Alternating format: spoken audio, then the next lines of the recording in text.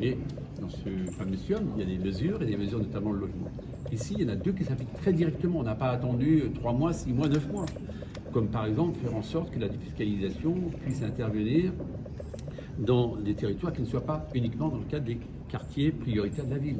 On a fait en sorte que pour la rénovation de l'habitat, qui était insalubre ou qui n'était pas suffisamment convenable pour les habitants, on puisse porter le taux d'intervention de 35 à 50%. Il faudra aller plus loin. J'ai entendu beaucoup de demandes sur le foncier, sur la question de la propriété. Je sais que cette question est très forte. Et j'ai donc décidé, pas plus tard qu'hier, non pas une mission de plus. Et vous savez, vous avez tous entendu parler de ça. Il y a la fameuse loi Pinel qui va s'arrêter fin 2024. Il y a beaucoup d'inquiétudes. Moi, je ne veux pas que les territoires ultramarins soient les victimes collatérales. C'est la raison pour laquelle il y a une mission, à ma demande, parlementaire, qui va démarrer dans les prochains jours pour voir justement quels sont les outils qu'il faut que l'on mette en place pour que, après le Pinel, j'ai un outil adapté aux territoires ultramarins. C'est un combat qu'on va mener ensemble.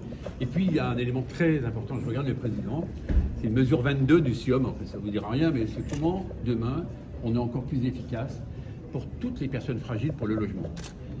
Il y a une convention qui va être passée entre le conseil départemental, entre l'Agence nationale d'amélioration de l'habitat et l'État au travers d'un anagramme un peu compliqué, un acronyme qui s'appelle la LBU, donc ne retenez pas ça, simplement retenez que c'est 70 millions d'euros.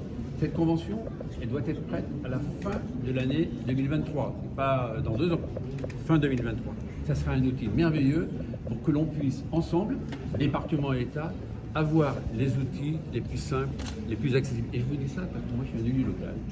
Et pendant 20 ans, eh bien, sur le logement, j'ai signé avec le département, j'ai signé avec la région, avec le territoire dont j'avais la charge, eh bien, justement des dispositifs qui permettent d'être efficaces. Ce que je ne veux pas, c'est sombrer dans la technostructure, dans la technocratie, ça ne m'intéresse pas.